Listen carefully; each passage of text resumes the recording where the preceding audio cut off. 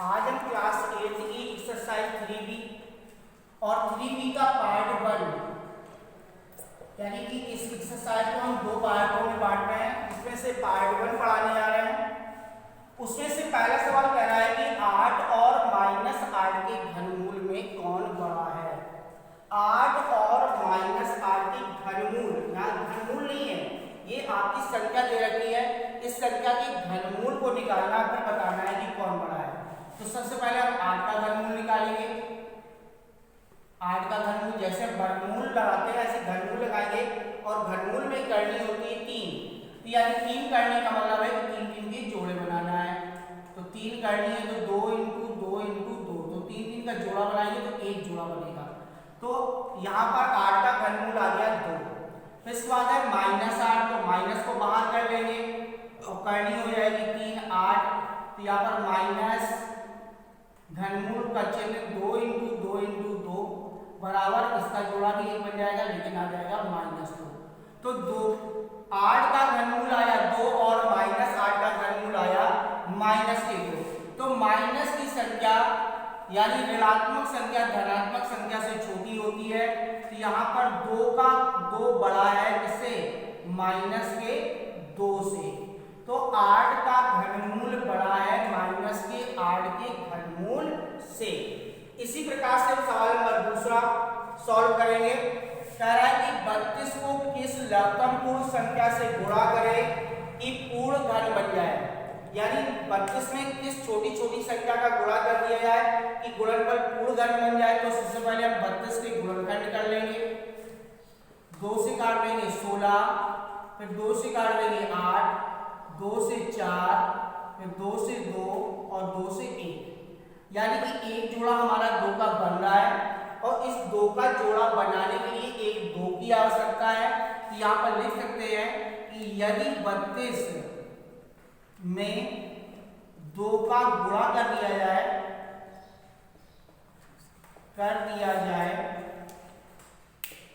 तो संख्या पूर्ण घन बन जाएगी।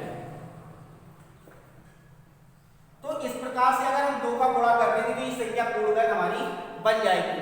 अब आपकी जैसे एक्सरसाइज हमने 3A में आपको बताया था कि निम्नलिखित में से कौन सी संख्या पूर्ण घन है। तो यहाँ पर अब हमें ढूंढना है कि कौन कौन सी संख्या पूर्ण घन है और कौन सी संख्या पूर्ण घन नहीं है।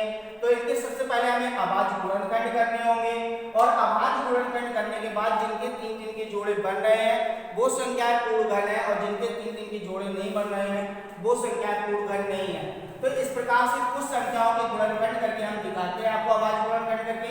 जैसे कि 432 है, इसकी गुणनखंड कर लेंगे, 2 से काटेंगे 2 1 6, फिर इसके बाद 1 0 8, उसके बाद 54 27, 3 से काट देंगे 9 3 और 1।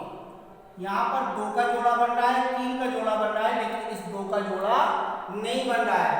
तो जब इस 2 का जोड़ा नहीं बन रहा है तो ये संख्या पूर्ण घन नहीं है। लिखने की 432 पूर्ण घन नहीं है। इसी प्रकार से 729 के भी अभाज्य गुणनखंड करेंगे। 3 से 3 दूनी 6, 3 चौक 12, 3 त्रिका 9, फिर 3 से 24, 3 एकम 3, फिर 3 से 27, 3 से 9, 3 त्रिका 9, 3 एकम 3। यहाँ पर इसके जोड़े बन रहे हैं, 3 के जोड़े बन रहे हैं, पूरे जोड़े बन रहे हैं। तो लिख देंगे कि 729 पूर्ण घन है। तो यहाँ पर हमें बताना है कि कौन सी संख्या पूर्ण घन है या पूर्ण घन नहीं है। जैसे आपके पास तीसरा नंबर है 13824। 13824 की भी अभाज्य गुणनखंड करेंगे। 2 से काट लेंगे, 2 छक 12, 2 9 18, 2 एकम 2, 2 दूनी 4, 2 3 6, 2 चौक 8, 2 पंच 10, 2 छक 12, 2 एकम 2, 2 सत्ते 14, 2 दूनी 4, दुर्वर्ग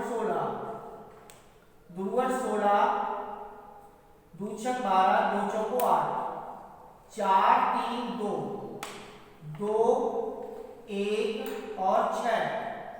यहाँ पर हो जाएगा 1 0 8, 2 से काट लेंगे 54, फिर 2 से काट लेंगे 27, 3 से काट लेंगे 9, 3 और 1। यहाँ पर इस 2 का जोड़ा बन गया, इसका जोड़ा बन गया, इसका जोड़ा बन गया और इसका भी जोड़ा बन गया, सभी के 3 के जोड़े बन गए। तो लिख देंगे कि 13,824 पूर्ण घन है, पूर्ण घन संख्या है। इस प्रकार से अन्य भी सवालों के हम सभी के अभाज्य गुणनखंड करेंगे। अभाज्य गुणनखंड करके ये देखेंगे कि किसके 3 के जोड़े बन रहे हैं। जिन संख्याओं के 3 के जोड़े बनेंगे वो संख्या हमारी पूर्ण घन है, जिन संख्याओं के 3 के जोड़े नहीं बनेंगे वो संख्या हमारी पूर्ण घन नहीं है। इसका सवाल नंबर 14 है, निम्नलिखित संख्याओं के घनमूल ज्ञात कीजिए। यहाँ पर संख्याओं जो दे रखी हैं वो संख्या पूर्ण घन है, पूर्ण घन है।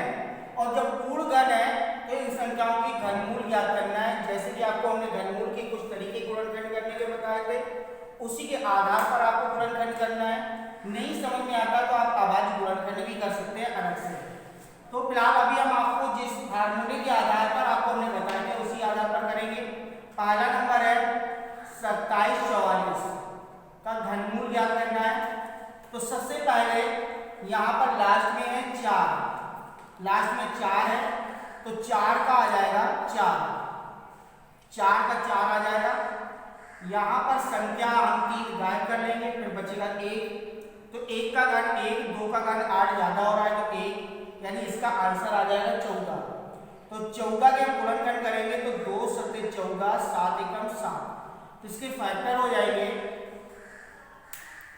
2 × 2 × 2, 7 × 7 × 7, क्योंकि गुणनखंड हुए हैं 2 और 7। तो पहले 2 को हमने 3 बार लिखा, फिर 7 को 3 बार लिखा और इस प्रकार से इनके हमने गुणनखंड कर दिए। बराबर हो जाएगा 2 × 7 बराबर 7 दूनी 14। फिर इसका सवाल नंबर है आपका सेकेंड, कह रहा है कि 74,088 का घनमूल ज्ञात करना है। लास्ट में आ रहा है 8, 8 होता है 2 का, 3 अंक आपने खत्म कर लिए, बचा 74। 1 का घन 1, 2 का घन 8, 3 का घन 27, 4 का घन 64, 5 का घन 125। तो जिस 125 ज्यादा हो जाएगा तो ये हो जाएगा 4 का। तो टोटल आंसर हो गया 42। 42 की गुणनखंड करेंगे तो ये आ जाएगा 2 × 4, 2 एकम 2, 63 21 और 7 एकम 7। तो यानी इसकी गुणनखंड हुए 2 3 7, 2 को 3 बार, 3 को 3 बार और 7 को 3 बार। 2 × 2 × 2, 3 × 3 × 3, 7 × 7 × 7। जोड़े बना देंगे, 2 का, एक 3 का और एक 7 का, तो 7 × 6 42। इसका सवाल नंबर तीसरा, सेम यही सेम संख्या है। कह रहा है कि घनमूल ज्ञात करना है 74,088 और इसके बाद है 000। तो 74,088 के तो सेम गुणनखंड हो जाएंगे और इसके बाद यहाँ पर 000 है तो 3 बार 2 और 3 बार 5 एक्स्ट्रा आ जाएगा। तो पहले तो हमने 2 आया था तो 2 लिख देंगे, फिर इस बार 3 आया तो 3 लिख देंगे, फिर 7 आया तो 7 लिख देंगे, फिर इसके बाद 3 0 है तो 3 बार 2 और 3 बार 5, 3 बार 2 और 3 बार 5। तो ये आपका जितनी 0 है उनके गुणनखंड हो गए। तो यहाँ पर एक जोड़ा हमारा इस 2 का है और एक इस 2 का है, तो 2 × 2 3, 3 के बाद फिर 5 और 5 के बाद 7, तो ये हो जाएगा 420।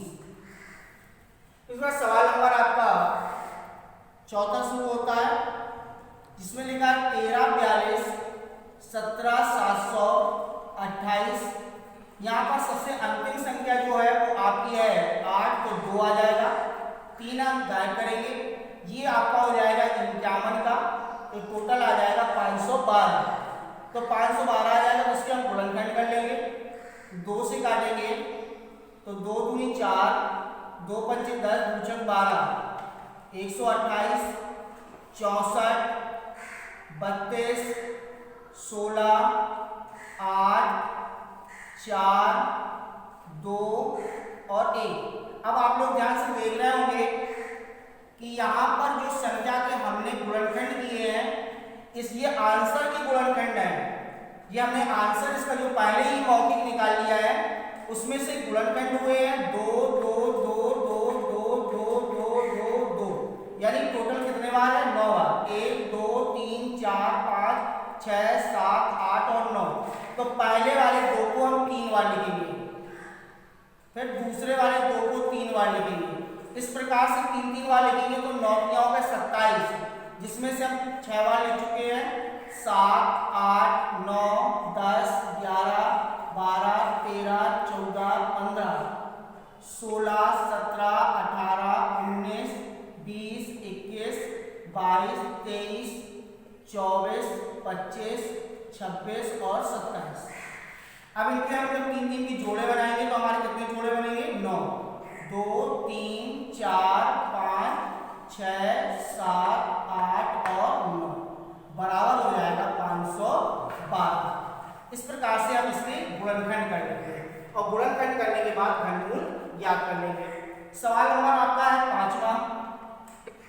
यहाँ पर लिखा है कि माइनस की 2197, तो यहाँ पर घनमूल में जो माइनस होता है उसको हमेशा बाहर निकाल लेते हैं, तो माइनस को बाहर निकालेंगे और घनमूल निकालना है 2197 का, तो माइनस घनमूल का चिन्ह, यहाँ पर अंतिम संख्या है 7, 3 3 का 9 9 3 27, माने लास्ट में 7 आ रहा है तो ये 3 का हो जाएगा, 3 अंक हटा दिया, 2 बचा, 1 1 का में 1 का घन 1 हो जाएगा, 2 का घन 8 हो जाएगा, तो 8 ज्यादा हो जाएगा तो 1 माने 13 का होगा, और 13 वास्तव संख्या है तो 13 का गुणनखंड 13 ही होगा, तो यहाँ पर लिख देंगे 13 × 13 तो बराबर आ जाएगा 13 का जोड़ा बना बाहर माइनस का है तो माइनस के 13 हमारा आंसर आ जाएगा। फिर इसके बाद सवाल आपका 5वां हो गया। 5वें के बाद 6वां नंबर है, जैसे कि माइनस की 10,648, यहाँ पे इसका घनमूल निकालना है तो पहले घनमूल के अंदर लिखेंगे माइनस लगा देंगे 10,648। अब अंतिम संख्या आपकी है 8, 8 माने आ जाएगा 2, 3 अंक हटा देंगे, 1 का घन 1, 2 का घन 8 और 3 का घन 27, तो 27 ज्यादा हो जाएंगे, 2 का आ जाएगा, तो ये संख्या हो जाएगी 22, और 22 के गुणनखंड होंगे 2 और 11। तो यहाँ पर घनमूल का चिन्ह लगा करके पहले 2 को 3 बार, फिर इसके बाद 11 को भी 3 बार, तो माइनस 2 × 11 बराबर हो जाएगा 11 दूनी 22। इस प्रकार से इन सवालों को लगा सकते हैं। ठीक इसी प्रकार से 64 का, तो 64 का 8 होता है, 000 का 1 0 आ जाएगा, तो ये निकल आएगा 80 का, और घनमूल माइनस के 80 का, और इसके बाद ये है अंतिम संख्या आपकी, तो अंतिम संख्या 6 है तो 6 6 का होता है, 3 अंक हटा देंगे, 1 का घन 1, 2 का घन 8, 3 का घन 27 ज्यादा हो जाएगा, ये 2 का हो जाएगा, तो ये माइनस की 26 आ जाएगा। इसे आप फैक्टर करके निकाल सकते हैं और ये आसानी से आप सवाल लगा ले सकते हैं।